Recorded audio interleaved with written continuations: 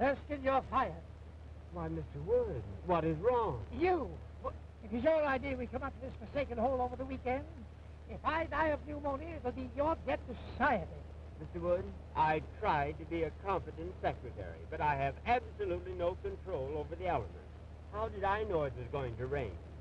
See, the paper says fair and warmer. That's last week's paper. You're still fired. How much further do we go? Won't be long now, Mr. Wood. Well, it better not be.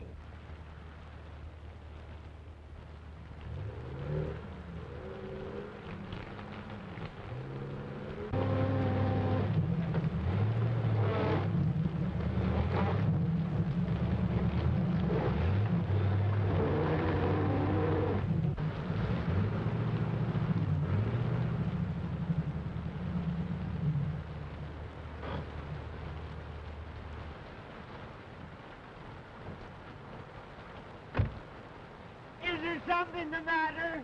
I guess we're stuck. You guess you're stuck? What are you trying to do? Kill me? Oh, no, it's not as serious as that. We just skidded into a fallen tree. Don't stand there. Don't stand there like a trained seal. Suggest something. I'm sorry, sir, but I never did work well underwater. I know this part of the country intimately. There are several houses nearby. We can walk to one of them. Swim, you mean? I see a light down that way. You couldn't see a light if you looked at the forest fire.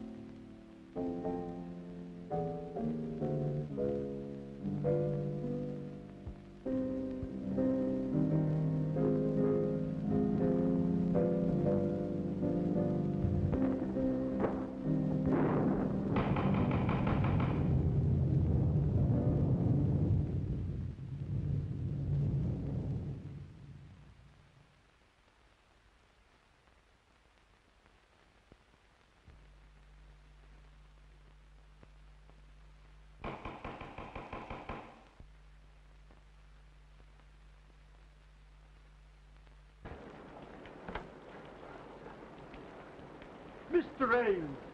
Oh, hello, Caraway. I'm sorry. I didn't recognize this as Dr. Kent's house. Just a moment, Ames.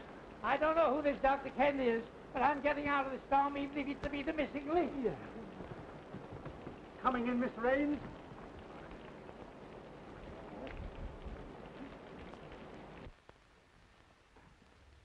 Ames! Well, this is a surprise. Good to see you. Yes, I suppose it is a surprise. We skidded off the road, hit a tree, and became mired in mud, and yours is the nearest house. Oh, pardon me, Dr. Kent. This is Herman Wood, the famous theatrical producer. You no doubt have heard of him, even if you haven't met him. Delighted, Mr. Wood. You're courageous to face the storms we have up here. Courageous. Insane, you mean? How do you do that? And this is Homer Erskine, his secretary. How are you, Erskine? Oh, wet. I agree with you for once. Hello, Gloria. Glad to see me. More than you know. A certain gentleman here doesn't take our engagement seriously. Harry. Hello, Ames. How do you do? Gloria. This is Mr. Wood, Mr. Erskine, Miss Shaw, and Mr. Terry Gray. Oh, Mr. Wood, I've heard so much about you. Yeah, I was afraid of that. How are you, young man? Still quite normal, thank you. Nice of you all to drop in like this. Your idea, wasn't it, Ames? After all, you were invited. That had nothing to do with it, and I assure you I wouldn't be here now if I could help it. We were just driving to my place where Mr. Wood was going to hear me read my latest play. Another play, Prescott? My, you are prolific. Well, play or no play, I ought to be in New York, in bed. Well, I'm afraid you'll have to remain my guest for the night. My chauffeur tells me the roads are completely out. Oh, forgive me for keeping you in these wet things. I'll have Cattaway show you to some rooms immediately. Then you'll join us for a cocktail before dinner for your staying, of course. Well, I like the cocktail part of the program. Oh, Cattaway, take Mr. Ames and his friends upstairs immediately. Owing to the storm, they're going to stay for the evening. Yes, sir. This way, please.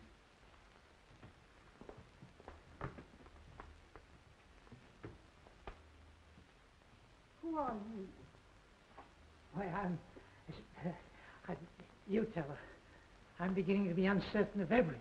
Why, this is Mr. Wood. I'm Mr. Erskine, his secretary. I pity you so much. You're surrounded by tragedy and sorrow. Well, you are psychic, Beatrice.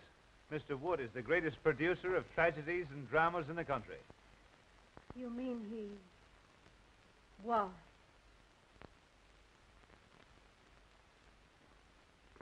Hey, Ames, about this play of yours. Why, yes, it's in my bag. As long as we can't reach my place, why not let me read it to you here? Look here. I've just remembered an important appointment tomorrow in the city. I must return tonight.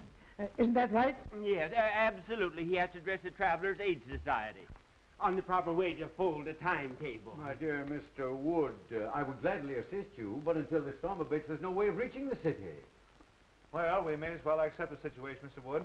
We'll have a good dinner and then retire to Dr. Kent's study for a nice, quiet reading. Perhaps it'll make you appreciate my play all the more. They say a full stomach breeds tolerance. Well, something tells me I shall need it.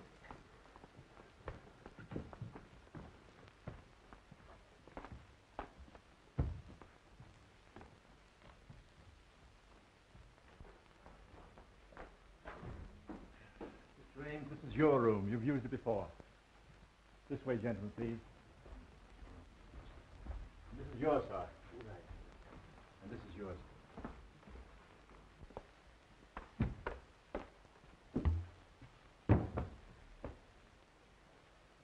Just a moment. Have that coat dried out. Yes, sir. Right away, sir. Anything else, sir? Yes, close the door when you go out. Yes, sir.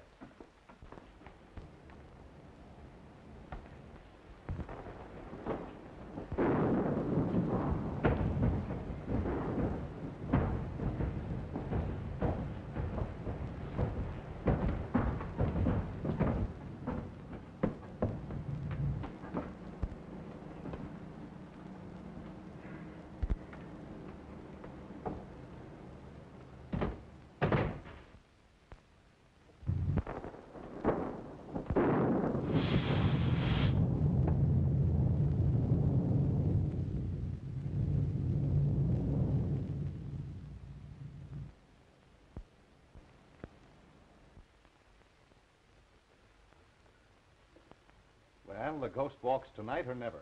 You don't sound very hopeful. To the contrary. Not only hopeful, but brave. I'm going to ask you to marry me and go to California, where the sun always shines and the oranges fall from the trees to your breakfast table. That's a beautiful picture on a stormy night like this. But with or without the oranges and sunshine, you know I won't marry you, Terry, because I love someone else. Terry! Pardon me?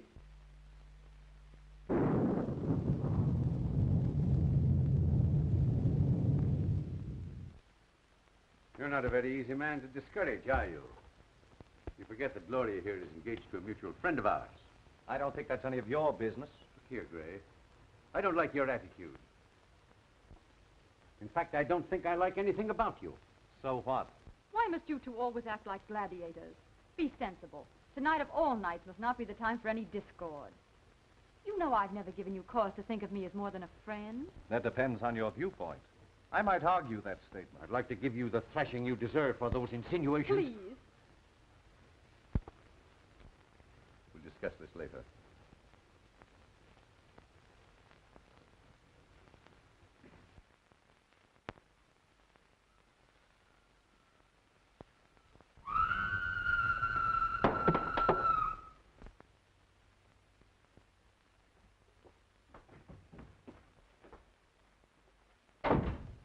Erskine. Did you hear that scream? Yes, you sounded like a grand opera star with acute indigestion. Worse than that. Sounded like something on the human. Oh, pure imagination.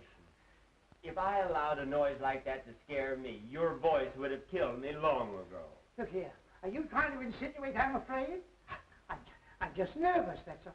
What kind of a madhouse is this, anyway? Don't be so excitable. It's probably your liver acting up again. Have you your pills? My pills. Any of you folks here scream? Yes, it frightened me, too. Yes, I can't understand where it came from. Tell them where it came from, Ames. You've heard it before. Why scare your friends unnecessarily? Perhaps you're right. Any scream you may have heard probably came from Beatrice's room. She's Dr. Kent's patient and Mr. Gray's sister. You met at the foot of the stairs. She's just a little irrational at times. Well, as far as I know, it's nothing to worry about, simply emotional outbursts. Don't you just love a night like this? This old house seems to belong in the rain and thunder. I read a book once about an old, old house, and oh, I don't know how many murders happened on just such a night as this.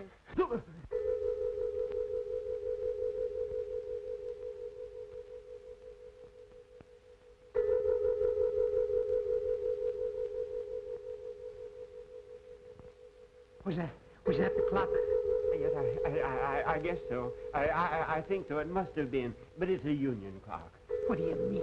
Well, it strikes any old time.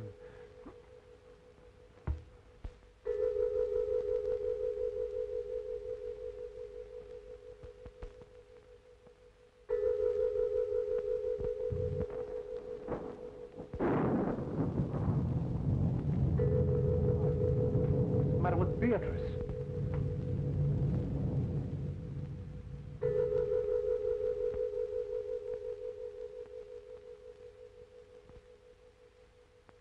Yes, John. I am waiting for you. I am waiting.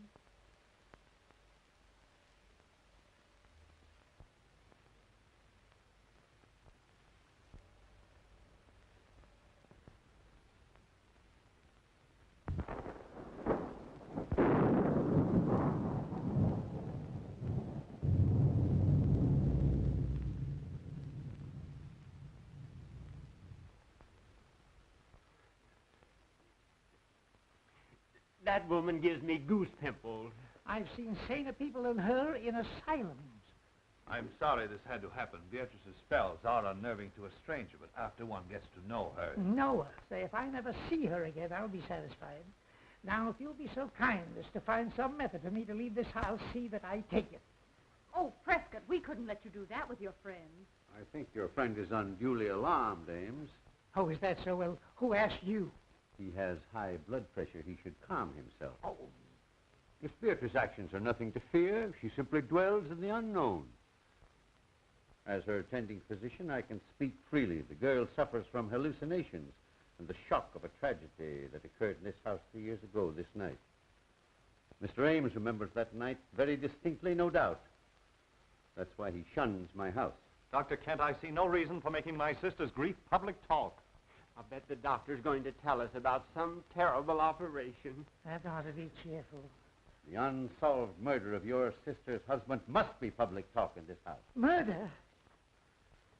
I have taken notes on her actions since that night, and each year, at this hour, the flutter of that sound is heard, and she has acted as though the spirit of John, her dead husband, had returned to her. That's all there is to it. Erskine, we're leaving.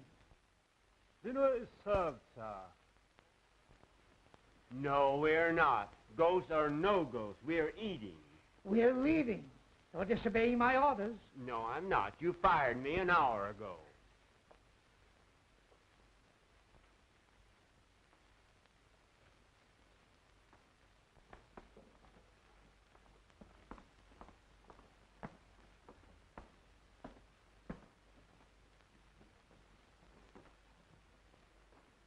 Gloria, Mr. Ames, Mr. Wood, Mr. Erskine.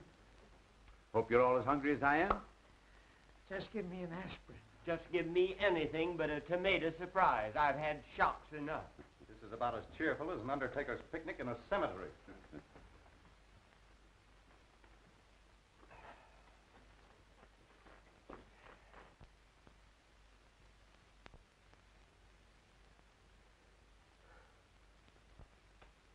You're right on time, John. I was so afraid you might disappoint me. Mr. Wood, I think you're right. We better leave, now that John's here. Yes, Erskine, I'm not a cowardly man by nature, but my nerves won't stand this any longer. That woman is dangerous. My friends, please. I regret these unusual disturbances, but I've experienced these same phenomena in my patient's presence before. There's nothing to fear from the dead. I believe in spirits, but only of spirits. Hear me? Beatrice, please, your brother wishes you to restrain yourself. My dear brother seems frightened. As well he should be. Just like all the rest of you are. Please, Beatrice, there are guests here, friends of Mr. Ames. What do they mean to me? You, Terry Gray. You, Miss Gloria Shaw. And you, my delightful friend, know what that blood stain is. You were at this table the night poor John fell forward and stained the cloth with his own blood. The night he was murdered. By one of you. Why, that's a lie. Open that door. Claire, I'll call the police. Oh, this is outrageous. Open that door. Unloosen that portal. I'm sorry, Miss Beatrice's orders are that no one leave. Jarvis is only partly correct. I gave that order. What's the idea? The idea, my friend, is to protect my patient's health. Any interruption might cause the loss of her sanity. You want the responsibility for that on your shoulders? I think you're as crazy as she is. Don't aggravate him. They're all dangerous. Everyone will please sit down.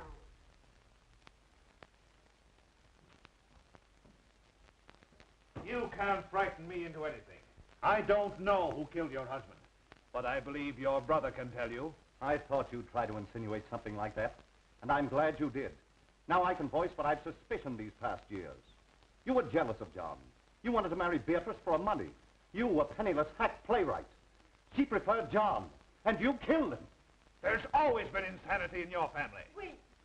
He's right. I, too, always thought you killed John. You're unscrupulous enough to have done it. That's enough of that kind of talk. You aren't free from suspicion either. As John's cousin, you inherited more money from his death than I did. How dare you say that? I can't listen any longer.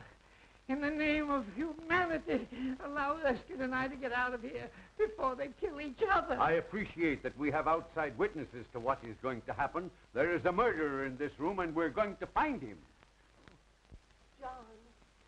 John, tell me the person who killed you. Speak quickly. Why don't you admit it? Hurry, before it is too late. You'll talk now or I'll break your neck. Lights! John! John! Speak to me, John! Jarvis, turn on those lights.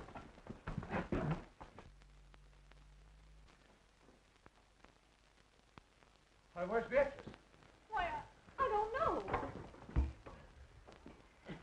Dr. Kent, I demand I be allowed to leave this room. And I'm with you. Remember my years of devotion to you. Divided we arrive, but united we leave. Of course, I'd give anything in the world if this hadn't happened. Jarvis, open that door.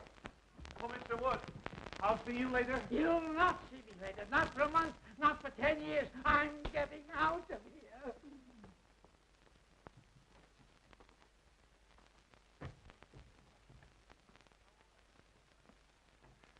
And so ends the first act of my little play. Oh, darling, it was wonderful. Well, we certainly scared those two. Yes, and Wood's famous for his temper. Isn't it remarkable how they reacted almost exactly as you had written them into your play? I'm tired, and we've 2 more acts to go. Well, you're as clever a group of actors as I've ever seen. And I've got Glory to thank for finding you. Didn't I tell you they were troopers? You don't think we frightened them too much, do you? What's the difference? It's a blooming aura play, ain't it? Oh, Jarvis, go get Beatrice. Good old Beatrice. She certainly played her part well. Yay, but I was afraid she wouldn't scram before the lights turned up.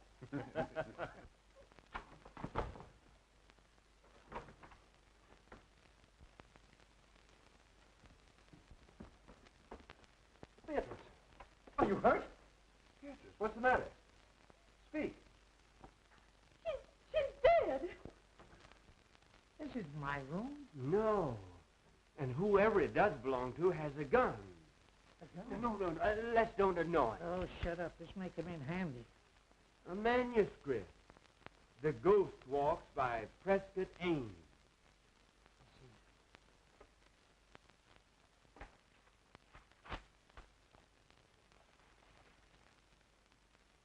As the group seat themselves at the table, the vacant chair also moves out, as if an invisible person was preparing to sit down. All eyes are on the chair. As the vacant chair slides back to the table, Beatrice addresses its invisible occupant. Beatrice speaks. You are right on time, John. Erskine, we've been witnessing a dress rehearsal of Ames's horror play. You mean all those scares were part of the play? Certainly. Wait. Here, let's try it again. Here, listen to this.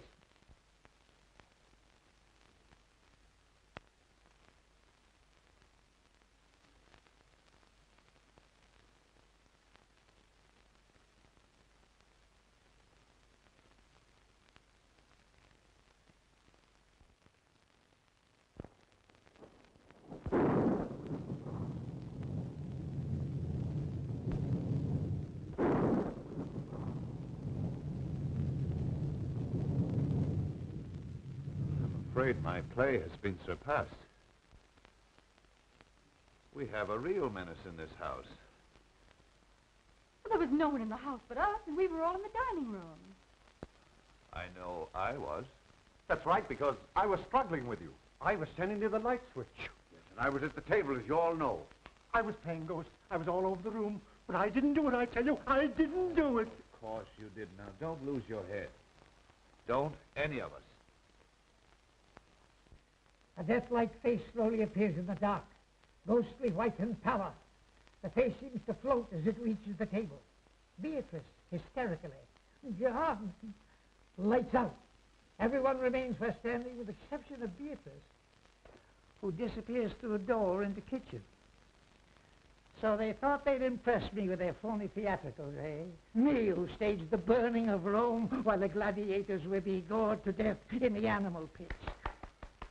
I wasn't scared a bit. Neither was I. No, what are you doing under the table? Well, I was looking for you. Ridiculous. I hate cowards. When we get back to town, remind me to fire you.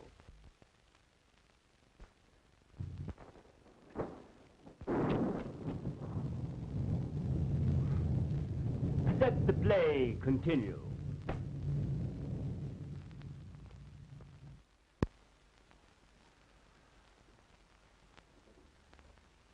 Now that the play is over, I'll have to tell Wood what's happened. Here he comes now.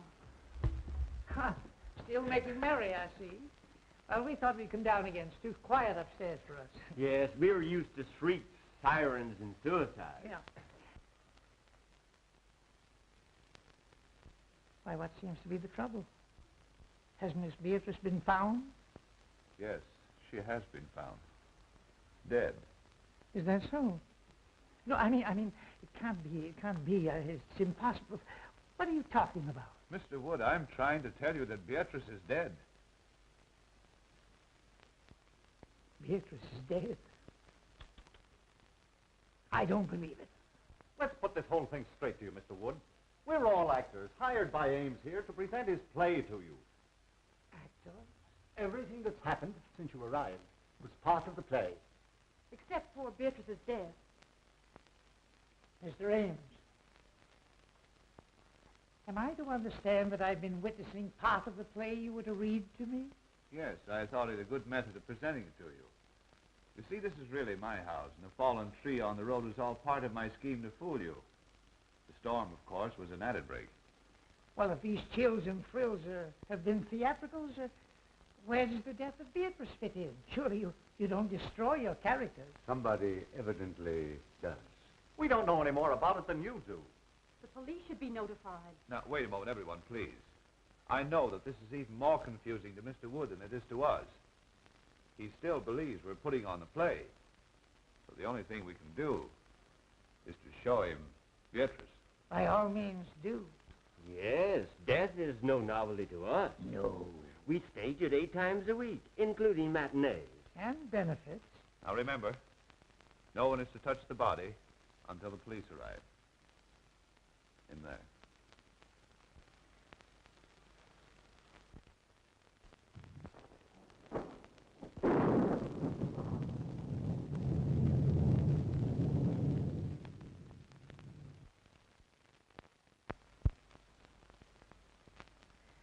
Well, where is she? I don't know. What could have happened? Well, you ought to know. You're the author. It's impossible. I never heard of it. The place must be full. We ought to get out of here. Where can she be? Perhaps he just stepped out during intermission. Gentlemen, this is too serious for joking. She was on that divan 10 minutes ago, dead. You've got to believe it's for your own safety. Oh, and you think we're all in danger? We most certainly are. We've got to search this house and find Beatrice and a person who... I wonder who that could be. Well, we'll never find out until we answer. I will. We all will.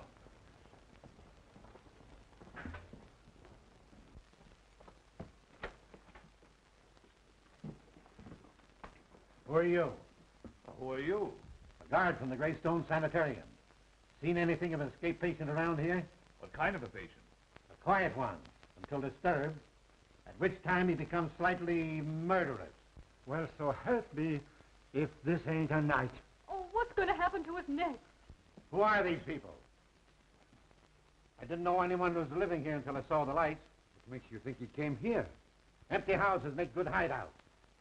I never saw or heard of anyone living here in the past few years. Well, I've been living here about a month. I think you've come to the right house at that. Yes? Has anything happened? Uh-huh. A murder and a disappearance.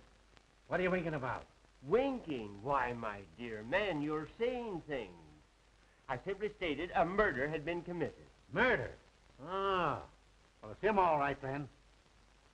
Well, who is this man you're looking for? At the sanitarium, we'd call him Case 222. I guess you'd call him a homicidal maniac. A maniac? And you think he's loose in this house? Now, be perfectly calm. If my patient is here, and you scare him with hysterics, he might tear you apart to see what caused the excitement. Oh. That reminds me. Has anyone called appearance? No. Well, that's a usual procedure, isn't it? Oh, we forgot to, I suppose. But there's a telephone right here in the study. Telephone?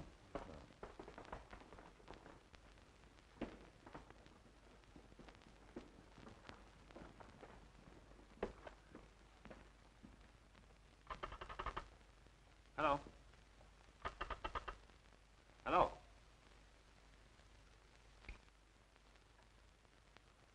Cut. I suppose no one knows who did this. Why should we? You don't think it's fun to be isolated with a maniac?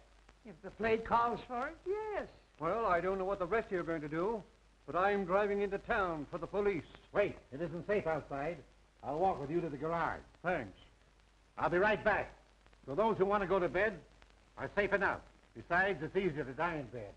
Come on, Ken, let's turn in. It's as safe up there as here if we lock our bedroom doors.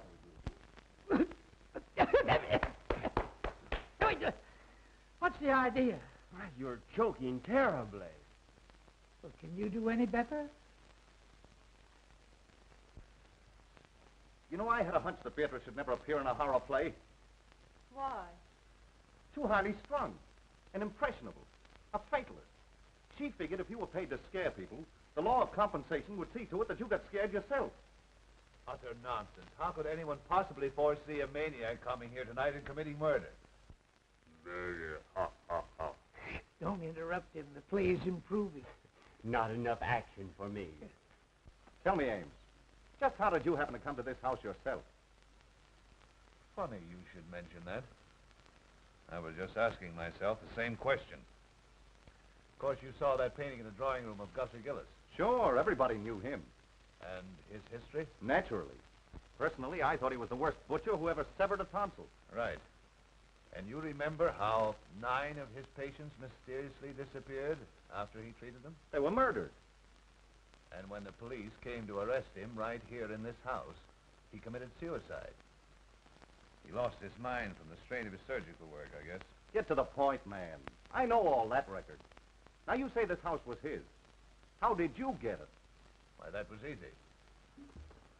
I simply advertised for an old, isolated country home. And the real estate agent for the Gillis estate answered and said he'd be glad to rent me this place. It's been vacant ever since the doctor's death. People were afraid to live in it because of the crimes that were committed here. It's supposed to be haunted. And the local people swear they've seen the lights go on and off in this house even while it stood unoccupied. Well, the rest of the story is short. I wanted to write a play in the same atmosphere he had lived his ghoulish life, so here I am. I'll bet he'll come back to haunt you for this. Did Jarvis get away all right? Yes. There's no one around the ground, so I think I'll search upstairs. I'll go up, too. I'm going to bed. And I'm resigning from your cast. You playwrights are all screwy. I take it that this ends the second act. Now, if you don't mind me saying so, I think your play is rotten. Well spoken, Erskine. Forget about being fired. Let's go to bed. Yes, go to bed, Mr. Wood, and get some sleep. You insist the play is still on, but we've tried to tell you that it's ended in a tragedy. Good night, sir. Good night, Miss Lurie. Good night. Ames? Good night. Be sure and let us know if anyone else is murdered. I can't convince those fools. They insist we're still playing for their benefit. Oh, I wish we were out of this dreadful house. First it was Terry pestering me, and now this awful tragedy of tonight. Don't worry, dear. You look all worn out. You get some sleep, and I'll see that nothing disturbs you. Oh, I'm too frightened to sleep. Tell me the truth. Who do you think could have killed Beatrice, and where do you think she could be? Well, personally, I believe it was just a burglar who's long since disappeared. Then why would he steal the body? Oh, to cover up the crime, I suppose. Now, you go to bed, dear.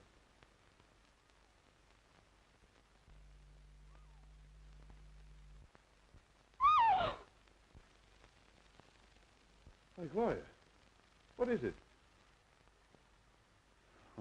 You poor kid, your nerves have completely gone.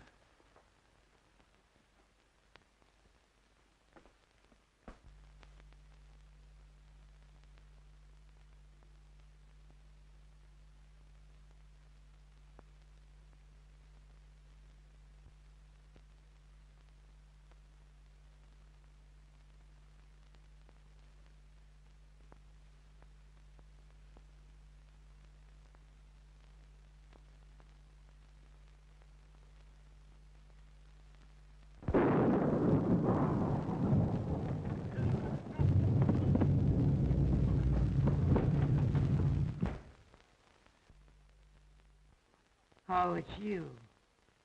I ought to pull the trigger, Pat. Well, come on, snap out of it. What is it? Mr. Wood, maybe we're wrong. Maybe this isn't the play we're witnessing after all. Oh, rubbish. You saw the manuscript, didn't you? Yes, but I didn't see anything in it about the top of my bed coming down and smothering me, just like a steak under onions. Oh, nonsense. You've had too many cocktails. Besides, I wouldn't be lucky enough to celebrate your demise by violence. That's a fine way for you to talk to me. Me, who's been everything to you but a mother. Now, Mr. Wood, listen to reason. I may be all wrong. I'm a nervous man by nature. But if this play is still going on, it's the closest thing to reality I ever saw behind the footlights. Oh, you're a sissy. I tell you, this fellow Ames is clever. He has reality in this play, and that's what the public wants. Now, let me alone. And if you want to stay in the theatrical business, stop letting it scare you. Oh, I was kidding all the time. That bed bracket was only a dream I had. And you were in it, too. I was not. I was reading. Yes, I saw that. You were reading a book on psychics. You were worried about the future yourself.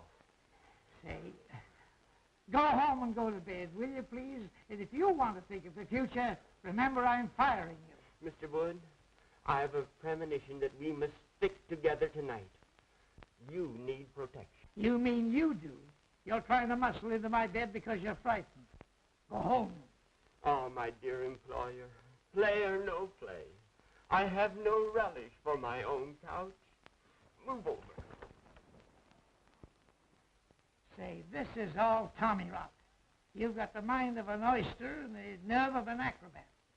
As my secretary, I do allow you to share my office, but that does not include my bed.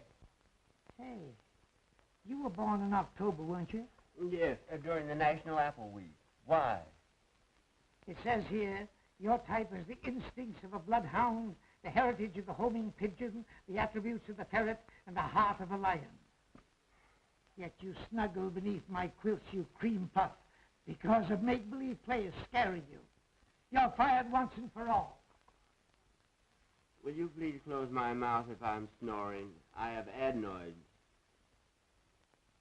Adenoids, too? I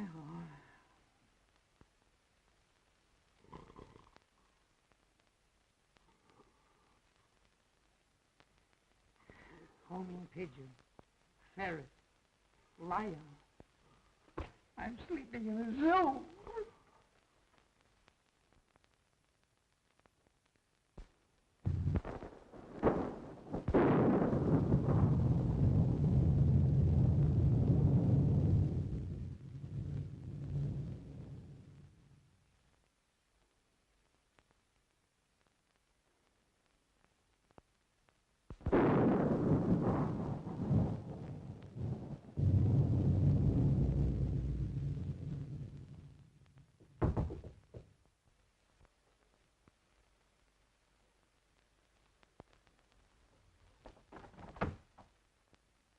I was worried about you. Up here, all alone. I'm all right. Listen, Gloria. You know I love you. Why do you always give me the cold shoulder? I'm just not interested, Terry. Why did you come here? It makes it very embarrassing. Oh, I know. You're afraid your playwright's sweetheart would be jealous if he knew I was here. Well, I wish he could see you now. I just came in to say goodbye. I'm walking out on this play, but I've got a curtain speech to make. And this is it. Stop, Terry!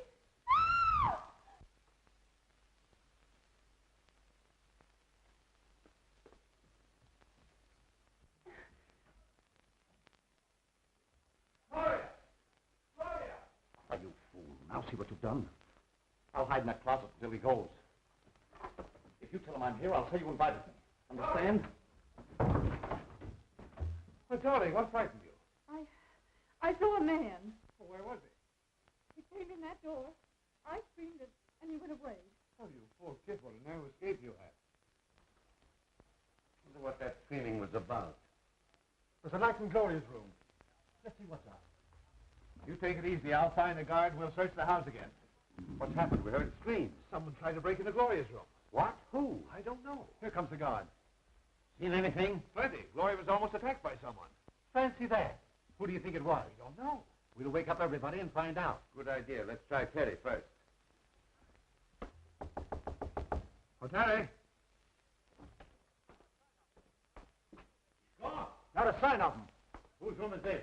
Oh, that's mine. And there's Erskine's room, and that's Mr. Woods. Well, let's see what they know.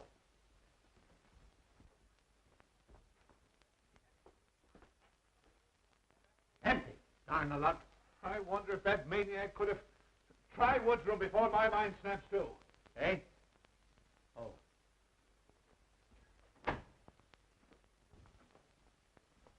Hey, you two. Get out of here. My office hours are from 10 to 4. Seen anything strange in here? Yes, here's an exhibit that ought to be in a museum. What are you doing in here? I was sleepy. Is the play on again? No. We're just having a roll call. Well, consider us absent. Terry. Terry, come out.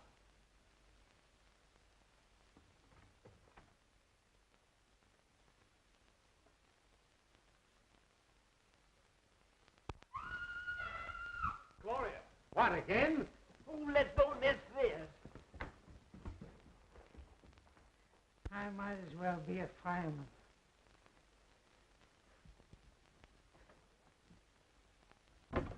Gloria, what is it, dear? It's Terry. He was standing right in that closet. He's disappeared. Well, what was Terry doing in your closet? He was hiding. From whom? Why, Oh, pardon me. Oh, no, please let me explain.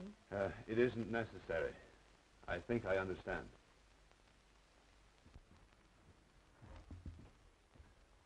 I'd sooner trust a lunatic than I would a Yes, woman. they're more reliable.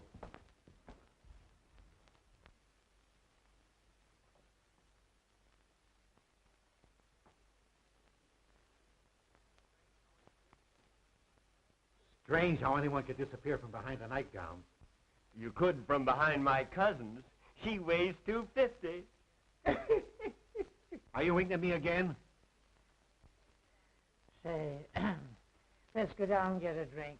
This isn't a horror play, it's a bedroom farce.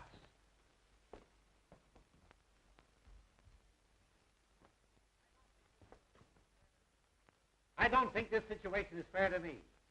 You people are of very little help. That patient of mine is evaporating. He thinks all I've got to do is to look for him. Besides, I promised to be a fourth of bridge tonight with some friends of mine. Speaking of wasting time, Jarvis should have been back from town with the police long ago. Oh, Caraway. Will you and Kent go back upstairs, please? Just to be near Gloria. I couldn't stand seeing her myself just now, but I don't want to expose her to unnecessary danger. I understand. We'll be glad to help. I'd just as soon go up again anyway. I'm dead. Please don't use that word. I don't like that fella Caraway. Oh, forget it. He's just a seedy butler. Well, I feel duty-bound to see this night through. I live here and all that, but I'm beginning to reach the breaking point. The situation is getting out of hand. It seems to me you're about as useless a guard as I've ever seen. Well, I've worked in 2 penitentiaries and 3 asylums and never had any complaints. Best actor of the bunch. Well, boys, I'm going to retire from now for the second time tonight. Abe, go on with your rehearsal, but don't disturb me for the finale. And again I say, good night. Please continue. I never walk out on anything that doesn't cost me something. What does he mean? Oh, these fools think we're putting on a play for their benefit. I'm hungry. I could destroy a few vitamins myself. Well, you'll find some food in the kitchen. I'll be waiting for you here.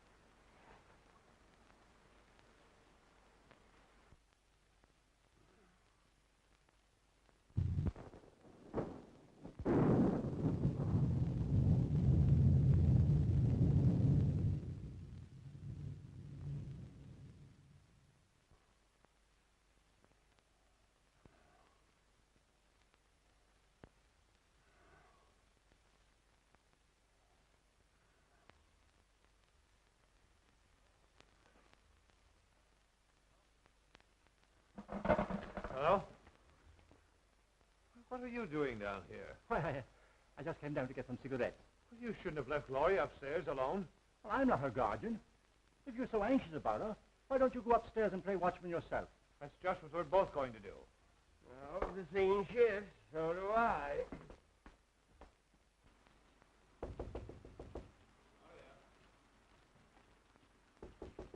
Gloria?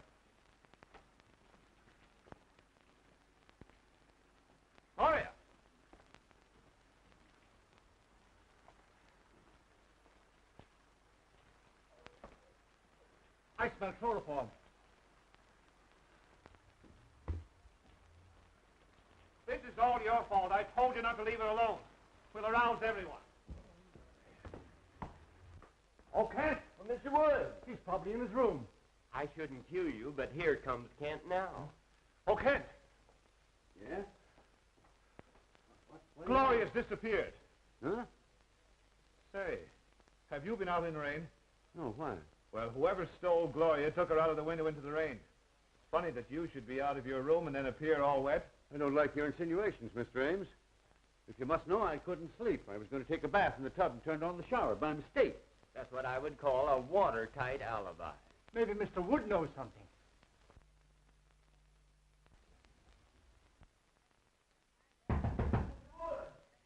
I'd have more privacy in a convention hall. Come in. Mr. Wood, some gentlemen to see you. Have you seen Gloria? She doesn't seem to be here. Why? Gloria has been kidnapped. Goody, goody. I say, that's beastly rude of you. They accuse me, but I think Teddy's the guilty one. He's gone, too. They've got to search the whole place over again. Get up and see the fun. It's better than looking for a good candidate before an election. Not me. I'm staying right here. Now, if they don't stop this fool play and get out of here, I'll rid the world of the entire cast. All right, stay here. I hope you're the next victim.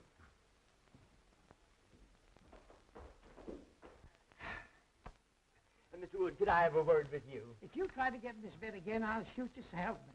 I only want to say that you're right, as usual. The play is still going on. Of course I'm right. I know the theater like Barnum knew his elephants. And I'm not cross with you, Erskine. In fact, I'm going to raise your salary. Thanks. People don't disappear every 5 minutes in real life. Unfortunately, some don't. I'd like to get some sleep. But the play... Earn some of the money that I pay you by watching it for me. Why, I thought you fired me. Not till we get back to town. Now, shut up and get up. Guard! Guard! Huh? What do you want? Fine help you are. Gloria's been stolen. You're standing around here eating chicken. Well, one must eat occasionally. What makes you think the lady was stolen? Rather an antiquated way to acquire a woman, isn't it? Oh, shut up. Her window was open. She must have been taken out of the house. I'm going to search the grounds. I'm with you, Ames. Hey, you. Come here. Where's your friend? If you mean my honored employer, he's upstairs in bed. I think I'll go up and look him over. There's something queer about you both. He winks at you and you wink at me. And I don't like it.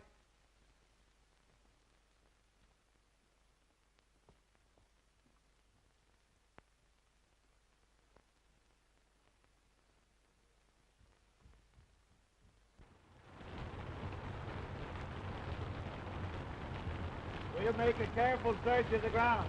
You go that way, now go this. We'll search the house and I'll meet you front. Right.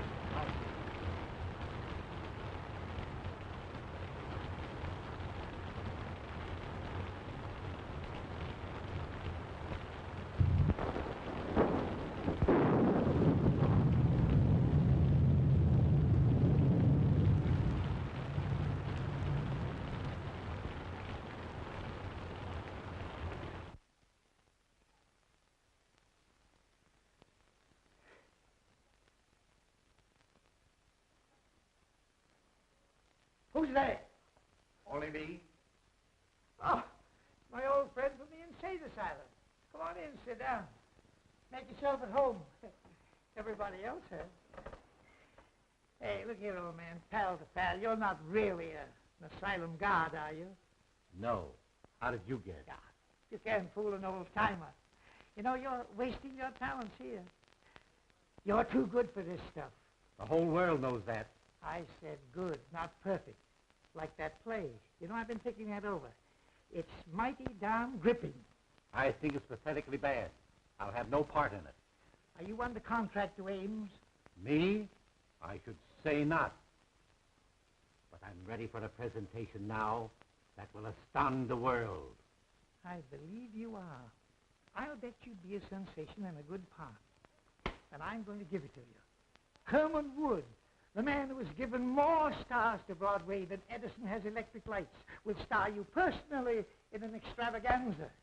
Splendid, splendid. Oh, are you busy Thursday? Let me see. No, I have nothing planned. Good. Come to my office next Thursday and we'll sign a contract. Splendid. But you should see me work first. Well, what are you doing now? Wasting time talking to you. Come with me, and I will show you real dramatics. Are you kidding? I never joke. I will show you drama.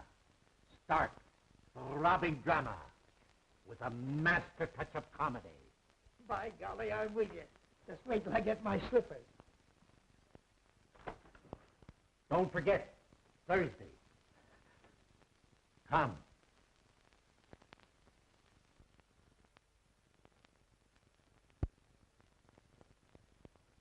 I'd feel a lot safer if I had my gun. Where is it? Home. That's okay with me. Let's go over to your house and hang around. Soon be daylight. Thank heaven. James. Anything new? We made a complete search of the grounds and found nothing. Well, how much longer is this going on? I'm getting tired of sitting around here and waiting for something that doesn't happen.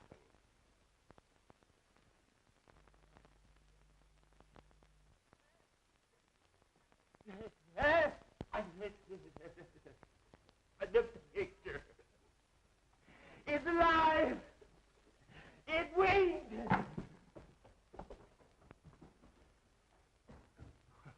What's the matter with him? He must be balmy.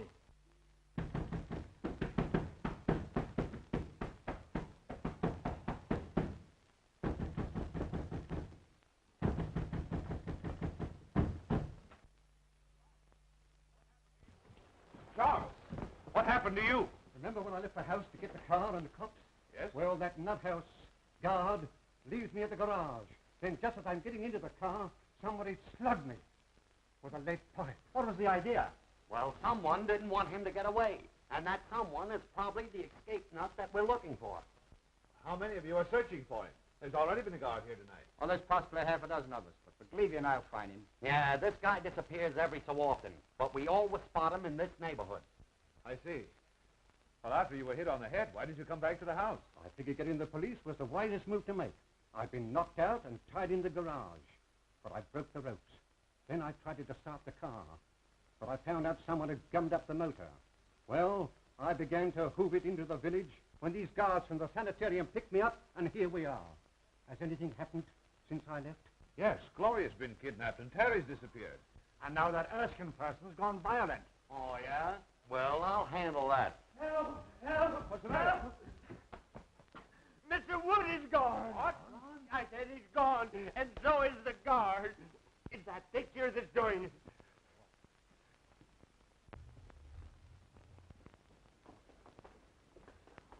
Oh, what's the matter with it? Its eyes moved. It glared at me. Why, it's as solid as the wall. You're daffy. Those eyes never stared out of nothing but a paint pot. I say someone looked out of that painting. Okay, brother, we'll soon find out who's nuts around here.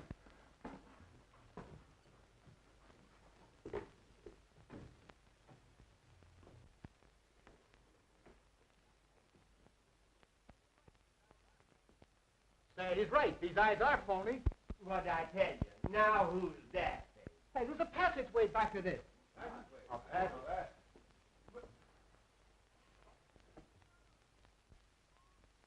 Look! It's moving!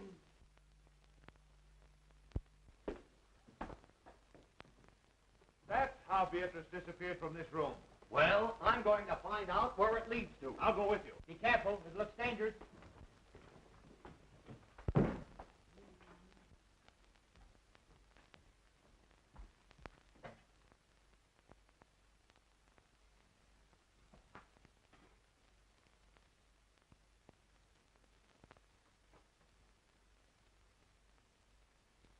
My friends, since your entrance into this house, I have worked toward bringing you into this laboratory. Years ago, a famous surgeon lived, worked, and studied here. His name was Guthrie Gillett. He is dead now, but I, Professor Elmer Trickery, will carry on and improve his work. don't like these underground places. Well, you may as well get used to it. You may spend a lot of time in one. Why, the whole house must be honeycombed with passages. They lead all directions.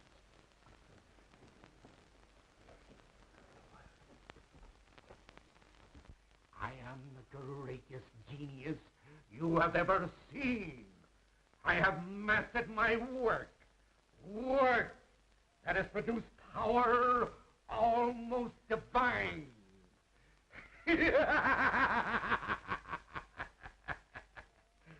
I have become more than the greatest plastic surgeon in the world. I am the molder of mankind. I have reached a great decision. That is why I've allowed you all to trespass upon the seclusion that I have enjoyed in a supposedly deserted house. I discovered this old house of Dr. Gillis's on one of my many escapes from the sanitarium. It is admirably fitted for my work. All I needed was patience. And now I have you, healthy people, who can't stand the rigor of certain small operations.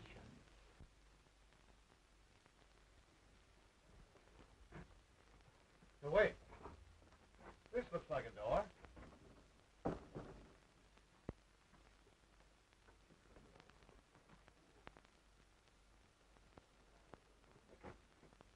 See where that leads to.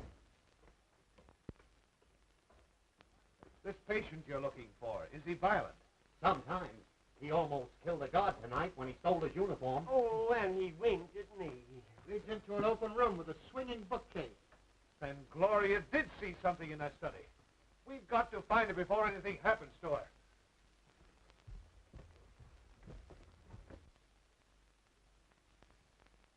It seems to me this is the fluid I used to paralyze the mice with yesterday. I think I meant to use it on your friend Beatrice. But somehow I became somewhat confused. So now the poor girl is dead. Forgive my stupidity. I will be more careful to see that you don't suffer the accidental death she did. I have brought back the spark of life. I am colossal. Oh, my head aches. Take that menthols away. You're choking me. I am awfully embarrassed. I thought I killed you, but I only gave you a headache.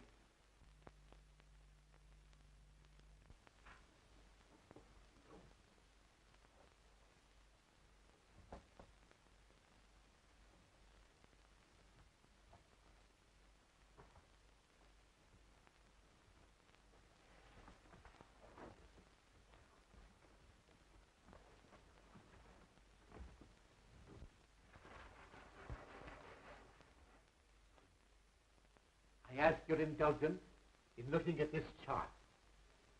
You will notice the various noses, eyes, and chins. You all have an ideal, a face you envy. You can have your choice of alteration. You understand, my operations run in series. You may look as you wish now. Ultimately, I will slowly change you to fit my model.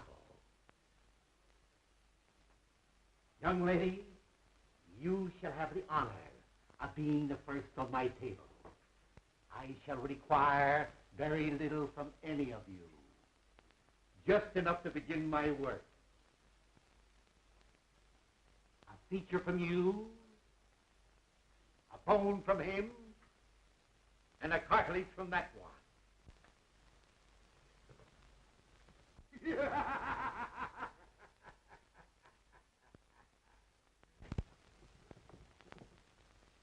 It's the guard. It's Professor Twiddly, the guy we're looking for. Then he's the nut. Well, he's dangerous. Let's get him. Wait a minute. Better not get him excited. I know how to handle him. Hello, Professor. Why, Mr. McLeavy, what are you doing here? Can't you see I'm busy? Sure, but you've got to come home with us. It's important. Home? Is there anything wrong? Why, don't you remember? You operated on your old friend, Julius Caesar, a couple of days ago. Did I now? Sure. Funny, I forgot. How did it turn out? Not so good. That's why we have to hurry back. You see, he got tired of his Roman nose, so you grafted on a new one. But you put it on upside down. And on rainy nights like this, the poor fellow can't go out for fear of drowning. My. We'll return at once. Poor Caesar must be miserable.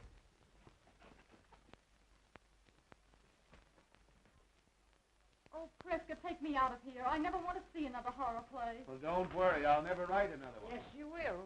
What? Absolutely, but you've got to rewrite it. Just like this night and the experiences we've gone through. Even to the murder of Beatrice? Yes, I'm afraid Beatrice will have to die all over again. Well, the ghost walks after all. Congratulations. Congratulations, Joe. You were all right too, Caraway. Thank you, Mr. Wood. Now what's the matter with you? I was just thinking how terrible it would have been had the professor really operated on us and changed us all. You might have gotten my adenoids, and I would have gotten your false teeth. Erskine, turn your face to the setting sun. Oh! What's the idea? Don't forget, you're fired. Oh, Mr. Wood. Come.